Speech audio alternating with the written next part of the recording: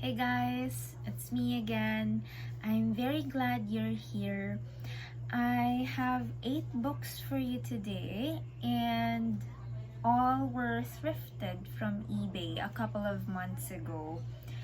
Most of the titles here are featured in Phileas Fogged Gothic bookshelf video. I am basically trying to replicate his bookshelf, and so you're definitely going to see a lot of Gothic books here. If you are studying Gothic literature or just generally love reading anything Gothic, I suggest that you check that video out. The link is in my description and I couldn't recommend it enough. Also, I want to feature some items from my little sister's shop. These ones, she calls this phone boppers. She actually sent these to me, this one and also 2 more. These ones. So if you're in the Philippines and would like to get one for yourself or for your friends, you can check my little sister's shop via Instagram. I have her Instagram link in my description. I'd be very happy if you check it out as well. I'm very proud of my little sister. So let's get to the books. I actually want to start with 2 of my most precious books right now. They're basically the reason why I even ventured on eBay, because I was getting a little bit frustrated because I couldn't find them here. This one, the first one is Washington Irving's The Legend of Sleepy Hollow and Other Stories. And the other one is Henry James, The Turn of the Screw and the Aspirin Papers. So both of these are in the Penguin Classics editions with the black spines. So I just love their covers so much, especially this one. Look at that. So hot, right? Even the horse is hot. I mean, if these guys would show up to me in the middle of the night while I'm out in my garden, I don't even care if this man is headless and that horse has red eyes from hell. I'm staying. Magpabiling ko ay. Sir. The first time I read Sleepy Hollow was back when I was still in high school, because I loved the movie adaptation so much.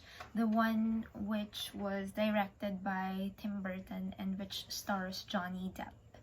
So I had this very old book which has Sleepy Hollow in it, and I would read it before I take my siesta or my afternoon naps, and I would read it up until I fall asleep.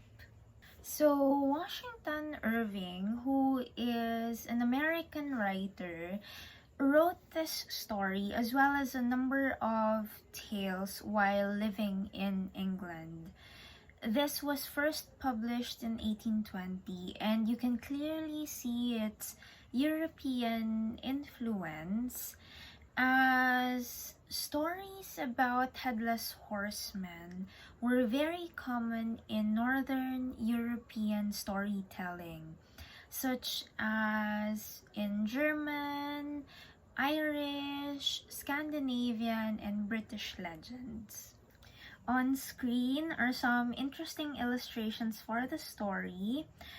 This one is by F.O.C. Darley in 1849.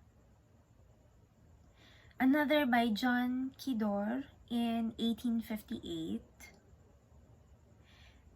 and this one by William J. Wilkus.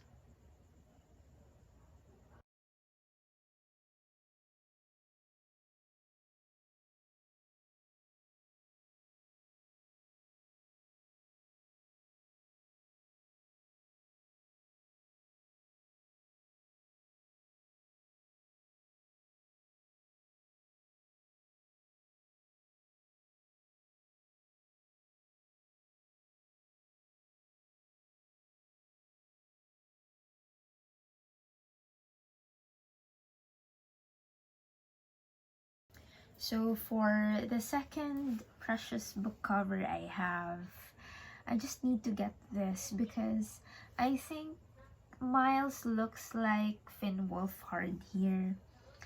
If you have seen the movie The Turning, which is also an adaptation for this story, you'll know that Finn played Miles in that movie. Another reason why I love this cover is that if you know the story, Miles and Flora definitely looked very sinister here. Netflix new show, The Haunting of Bly Manor, was actually loosely based on The Turn of the Screw. And so if you loved the show, if you loved the story, I think it would be cool if you also check out the original source material for that story.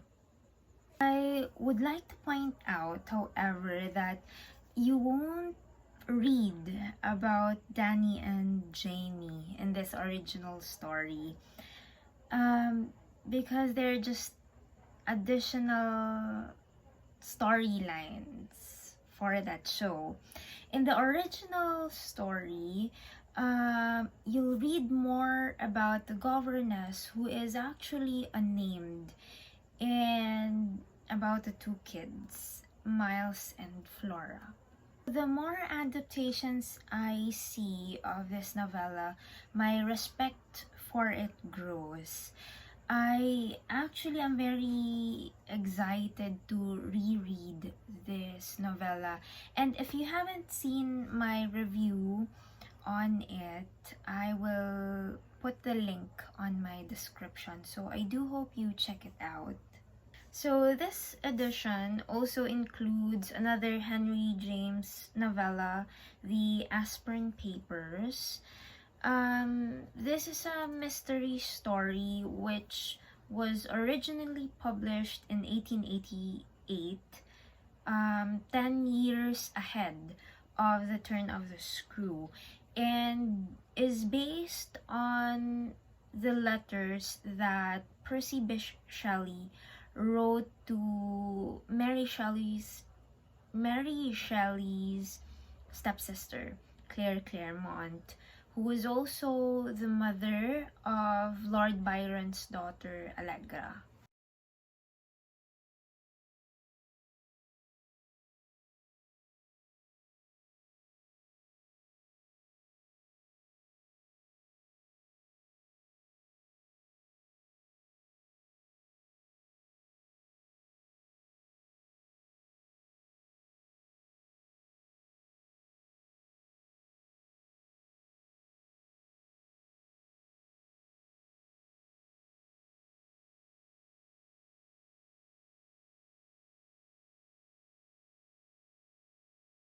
So next I got Wilkie Collins' The Woman in White, another favorite cover in this old Penguin Classics edition, with the cream colored sides.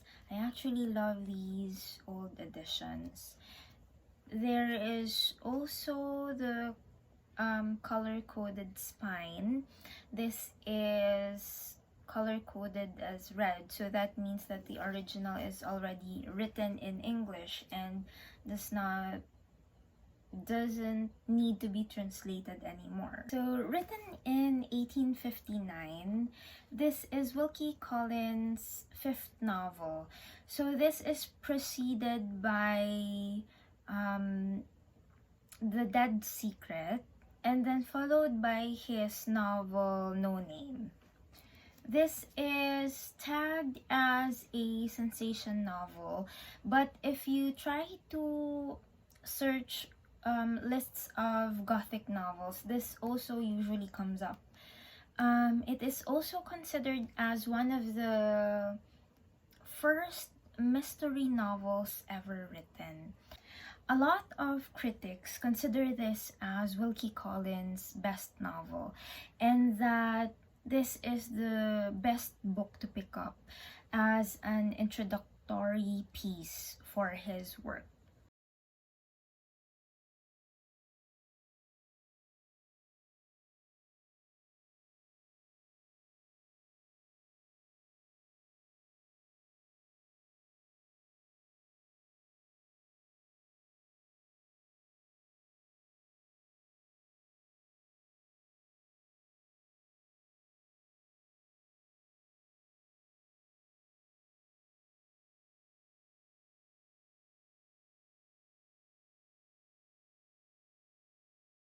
So I also picked up this 1975 Pan Books edition of Rebecca by Daphne du Maurier. I have actually already mentioned in some of my videos that Rebecca is one of the three books which led me to the beautiful world of classics. They are just like my white rabbit in Alice in Wonderland. The first time I read this book was during my early years in college, and I remember wanting to write a story with such a strong and unforgettable opening line as the opening line in this book. So, for those who haven't read it yet and are intrigued by the opening line of this, let me read it quick. Last night I dreamt I went to Manderley again. So nice, right? Netflix actually just released their adaptation for it, and I have yet to watch it, maybe next weekend. And so if you have already seen it, let me know what you think about it. I did, however, watch the Alfred Hitchcock adaptation starring Joan Fontaine, which I definitely really love, and so you should check it out because it's a wonderful Gothic adaptation for this novel.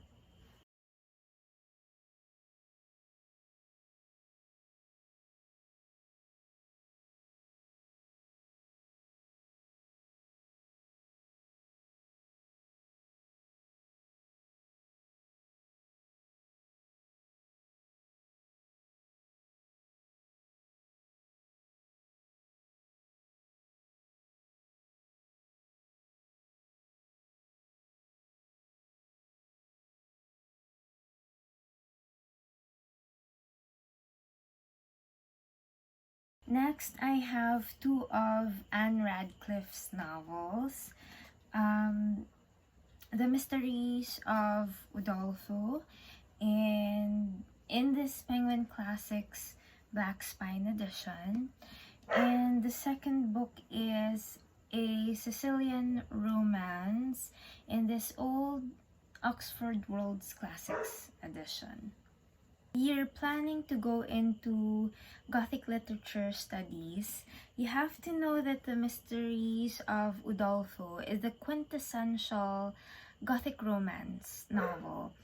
It is Anne Radcliffe's fourth novel and is her most popular work. This, along with her other novel called The Romance of the Forest is actually heavily referenced in another Gothic book, Jane Austen's Northanger Abbey. Other classics which referenced the Mysteries of Udolpho include Vanity Fair by William Makepeace Thackeray. It was also mentioned in The Turn of the Screw, which we just covered moments ago. And also in Family Parsonage by Anthony Trollope.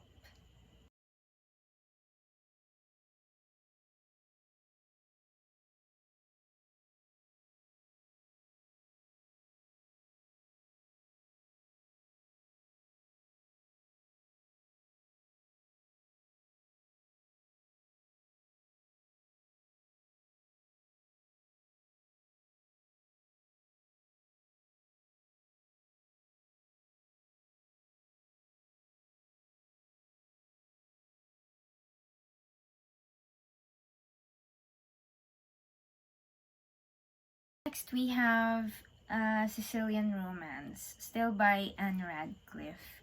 So this was first published anonymously in 1790. I actually didn't research about its plot. I don't want to know about its plot. And so I don't have much to say about this book other than this is Anne's second novel and that is directly tagged as a Gothic story.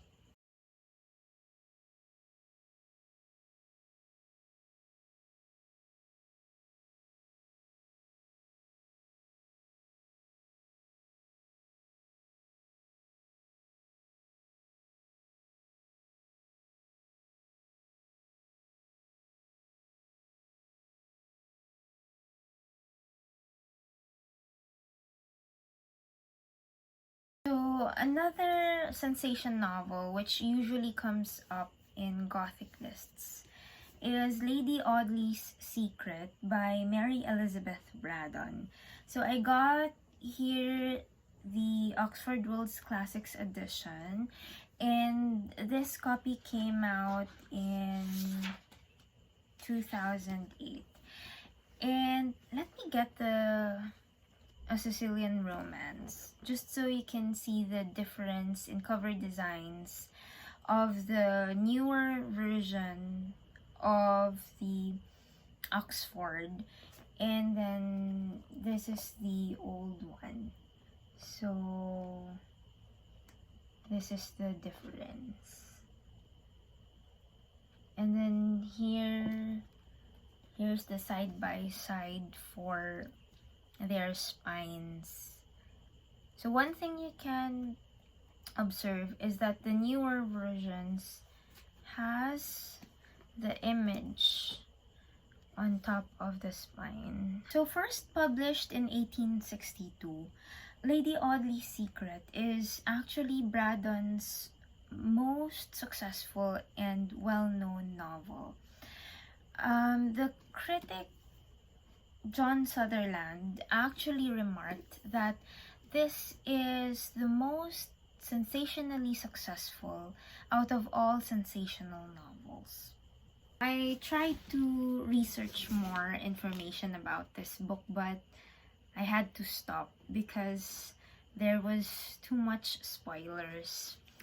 And so what I can say is that if you're into the Gothic lit, this should be on your TBR list too.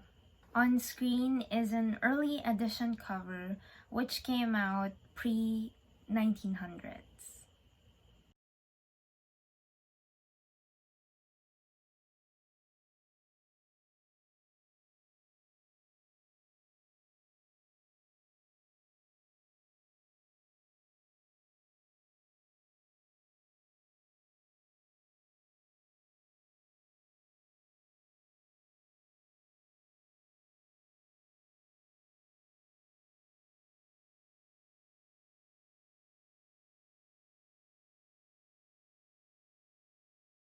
Okay, so we're on to the last book for this video.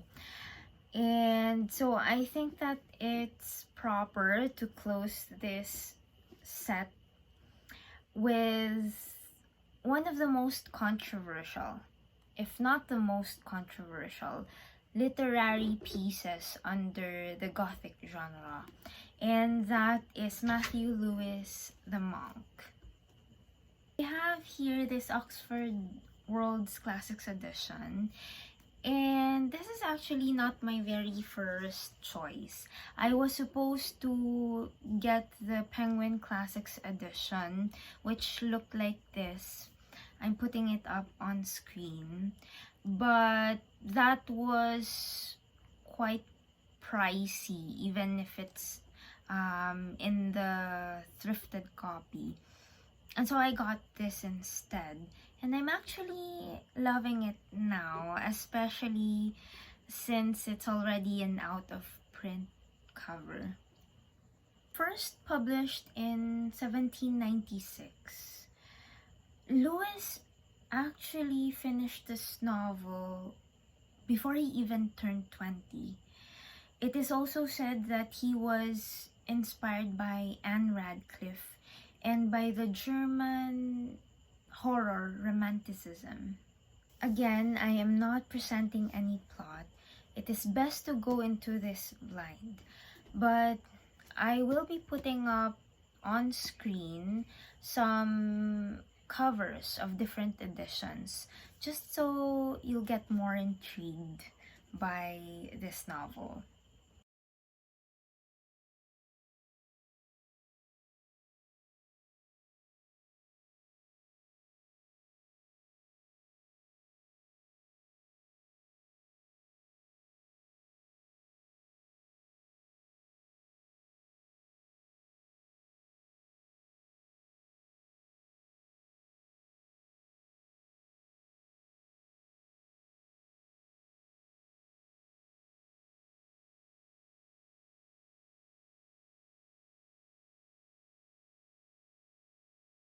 That's it for today. Which book did you find the most intriguing? Let me know your thoughts. Again, thank you so much for having me. I would love to have you again next time in my next video. For now, please take care and see you soon. Bye! Also, I want to feature some items from best work, and that